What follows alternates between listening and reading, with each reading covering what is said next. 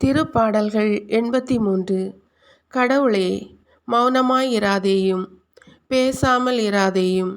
இறைவனே, அமைதியாயிராதேயும். ஏனெனில் உம் எதிரிகள் அமளி செய்கின்றார்கள்.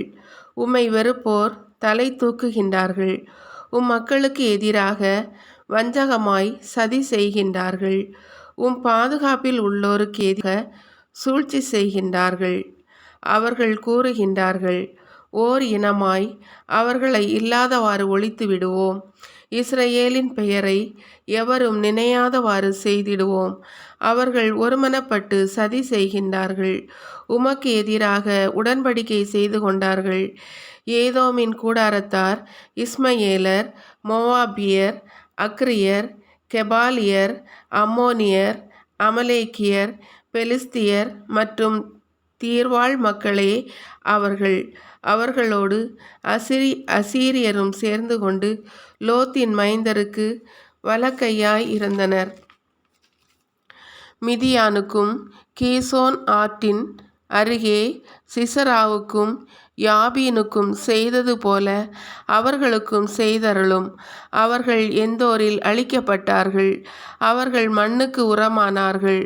ஓரேபுக்கும் செயேபுக்கும் செய்தது போல் அவர்களின் உயர்குடி மக்களுக்கும் செய்தருளும். செபாருக்கும் சல்முன்னாவுக்கும் செய்தது போல் அவர்களின் தலைவர்களுக்கும் செய்தருளும்.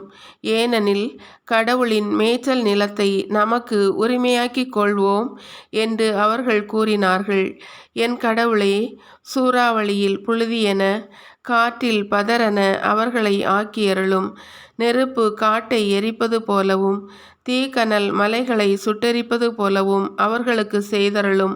உமது புயலால் அவர்களை துரத்திவிடும். உமது சூறாவளியால் அவர்களை திகிலடையச் செய்யும்.